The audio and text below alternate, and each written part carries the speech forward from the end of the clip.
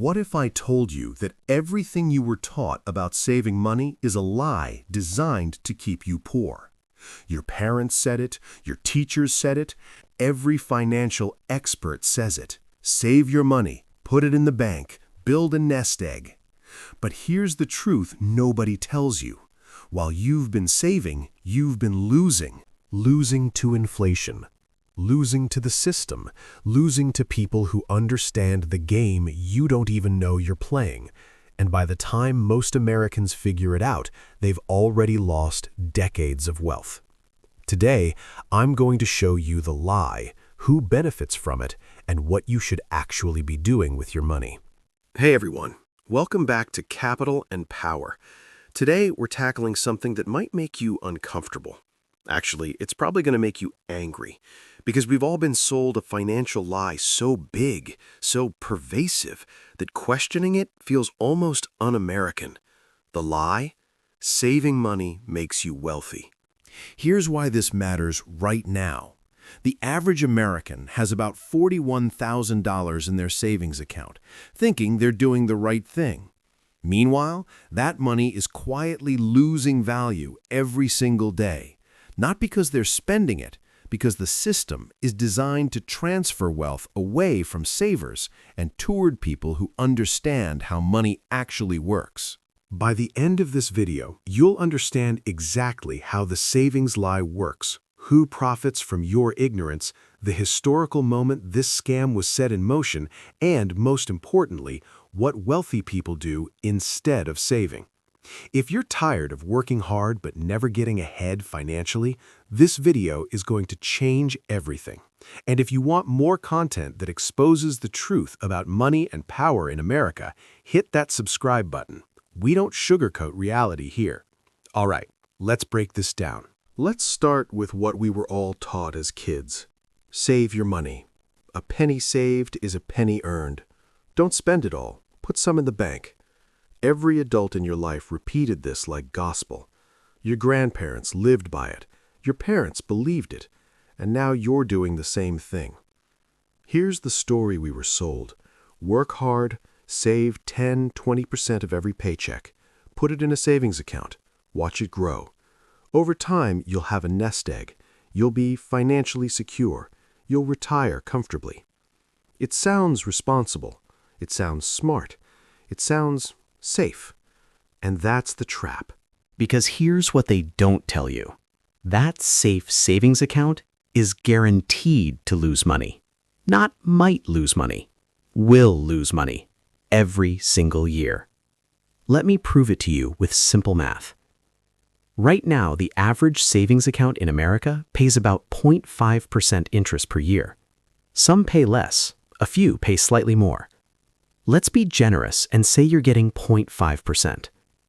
Meanwhile, real inflation, not the BS number the government reports, but actual cost of living increases, is running somewhere between 8 to 12% per year for the past few years. So you're earning 0.5% while losing 10% in purchasing power. That's a net loss of 9.5% every year. In plain English, if you saved $10,000 in 2020, that same $10,000 today can only buy what about $7,000 could buy back then.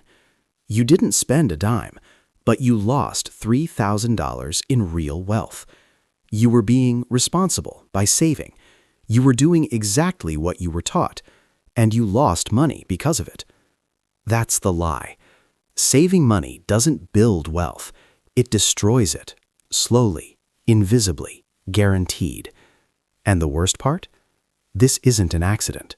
This is by design. So if savers are losing money, who's winning? Who benefits from millions of Americans stashing cash in banks earning nothing? The banks. When you deposit money in a savings account, the bank doesn't just let it sit there. They lend it out. They invest it. They use your money to make money for themselves. Here's how it works. You put $10,000 in a savings account earning 0.5% interest. The bank takes that money and lends it to someone else at 7% interest for a car loan, or 20% for a credit card, or 6% for a mortgage. Do the math. They're paying you 0.5% to use your money to earn 7 to 20%. The difference? Pure profit for them. You're making $50 a year on your $10,000. They're making $700 to $2,000 using that same money. And you think you're being smart by saving? Inflation benefits the government massively. Remember from our debt videos? The U.S. government owes $36 trillion. Inflation makes that debt cheaper to pay back in real terms. If they owe $1 trillion today and inflation runs at 10%, in a year they still owe $1 trillion in dollars, but those dollars are worth 10% less. They effectively reduced their debt burden by $100 billion without paying anything back. And where does that $100 billion come from? From everyone holding dollars, from savers, from you. Your savings account doesn't just lose purchasing power to inflation randomly, it's being systematically transferred to pay down government debt. Rich people don't save money. They know better. Instead, they own assets, stocks, real estate, businesses that increase in value during inflation. When inflation hits 10%, asset prices rise. Your $10,000 in savings loses value. Their $10 million in real estate gains value. The wealth gap expands. This is the secret. The financial system is designed to transfer wealth from people who save to people who own assets. And most Americans never figure this out. They keep saving because that's what they were taught. And they keep getting poorer in real terms while wondering why they can't get ahead. So when did this scam start? When did saving money become a guaranteed way to lose wealth? 1971, the year everything changed. Before 1971, the US dollar was backed by gold. Every dollar represented actual physical gold in a vault. The government couldn't just print unlimited money because they needed gold to back it up. This meant savings actually held value. If you saved $1,000 in 1950, it could still buy roughly the same amount of stuff in 1970. Inflation existed, but it was minimal and controlled. Then President Nixon did something radical. He took the dollar off the gold standard. Suddenly, money became fiat currency. It's only worth something because the government says it is. With no gold backing required, the government could print as much money as they wanted. And boy, did they print. Look at the numbers. 1971, about $50 billion in circulation. 2000, $600 billion. 2020, $4 trillion. Today, over $21 trillion. That's a 420x increase in 55 years. Your salary didn't increase 420x, did it? Here's the kicker. In 1970, the average American worker made $6,670 per year. A new car cost $3,500, about half a year's salary. A house cost $23,400, about 3.5 years of salary. Today, average salary is $56,000, but a new car costs $48,000, almost a full year's salary. A house costs $417,000, about 7.5 years of salary. You're working harder to afford the same things because your money is worth less. And if you've been saving that money instead of investing it, you're falling even further behind. This is when the lie became truly dangerous. Before 1971, saving made sense. After 1971, saving became a trap. But they kept telling us to save anyway because it benefits them, not us. So why do we keep believing this? Why do smart, educated Americans keep doing something that's mathematically guaranteed to make them poorer? Reason number 1, safety theater. Banks and financial institutions have spent billions convincing you that cash in a savings account is safe. They show you FDIC insurance. They give you statements showing your balance. They make it feel secure. And psychologically, it does feel safe. You can see the number, you can check it anytime. It's not volatile like stocks. It's stable. But stable doesn't mean safe. A slowly sinking ship is stable too, until you're underwater. Reason number 2, delayed consequences. When you lose money in the stock market, you see it immediately. Your portfolio drops 20%. You panic. You feel it. But when you lose money to inflation, it's invisible, gradual. Your bank balance stays the same. You realize you've been losing wealth for decades. It's too late to recover. Reason number 3, cultural programming. We've been taught that debt is bad and saving is good. And in some contexts, that's true. Credit card debt at 20% interest? Terrible. Emergency savings? Important. But the messaging went too far. We've been conditioned to think that accumulating cash is wealth. It's not. Cash is depreciating currency. The more you hold, the more you lose.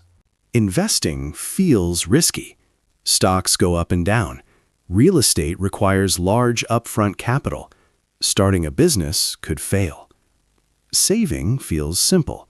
Put money in bank, watch number go up, in nominal terms, no decisions required, no risk, or so it seems. But here's the truth. Not investing is the biggest risk of all, because you're guaranteed to lose to inflation. That's not risk, that's certainty. The irony is brutal. The thing that feels safest is actually the most dangerous. All right, so if saving is a scam, what should you actually be doing with your money? Let me give you the framework that wealthy people use, the one they don't teach in schools. Step 1. Keep a small emergency fund, not savings. You need liquid cash for emergencies. I'm not saying have zero in the bank, but this should be minimal, 3 to 6 months of expenses, max. This isn't savings meant to grow. This is insurance against short-term emergencies. Job loss, medical bills, car repairs, that's it. Anything beyond 6 months of expenses sitting in a bank account is just losing money to inflation. Step 2. Invest in productive assets. Here's the secret wealthy people know. Money is a tool, not a goal. You don't accumulate money. You use money to acquire things that generate more money. Historically, the stock market returns about 10% per year on average. Some years it's up 30%, some years it's down 20%. But over decades, it averages around 10%. That beats inflation. That grows your wealth in real terms. You don't need to pick individual stocks. Simple index funds that track the S&P 500 give you exposure to America's 500 largest companies. When they grow, you grow. Real example, $10,000 invested in an S&P 500 index fund in 2000 would be worth about $45,000 today, even accounting for crashes in 2008 and 2020. Meanwhile, $10,000 in a savings account would be worth $10,000, with maybe $500 in interest, but with 40% less purchasing power. Real estate. Property that generates income, rental properties, commercial real estate, protects against inflation and produces cash flow. When inflation hits 10%, rents increase 10%. Your mortgage payment stays the same. Your profit margin expands. Meanwhile, the property value increases. This is why rich people love real estate. It's an inflation hedge that pays you to own it. Your own skills and business. Investing in yourself is the highest return investment possible. Learn skills that increase your earning power. Start a side business. Build something you can eventually sell. Your earning potential has no cap. A savings account has a 0.5% cap. Step 3. Understand good debt versus bad debt. Here's where it gets nuanced. Not all debt is bad. Bad debt, borrowing money to buy stuff that loses value, credit cards for consumption, car loans for depreciating vehicles. This debt makes you poorer. Good debt, borrowing money to acquire assets that make money, a mortgage on a rental property that generates more income than the payment costs, a business loan that grows revenue. This debt makes you richer. Wealthy people use debt strategically. They borrow at 4% to invest in things returning 10%. They make money on the spread. Poor people avoid all debt because they were taught debt is bad. Then they save cash at 0.5%, while inflation runs at 10%. They're being responsible and going broke. Step 4. Think in purchasing power, not dollar amounts. Stop looking at your bank balance and feeling good because the number is big. Ask instead, how many months of rent can this buy? How much food? How many years could I survive on this? That's your real wealth, not the number, the purchasing power. A $50,000 savings account in 2020 could buy about 10 months of average American expenses. That same $50,000 today buys about 7 months. The number stayed the same. The wealth decreased 30%. Step 5. Educate yourself continuously. The system profits from your financial ignorance. The antidote is education. Read books, watch educational content like this channel, subscribe if you haven't. Learn how money actually works, not how you were taught it works. Financial literacy isn't taught in schools for a reason.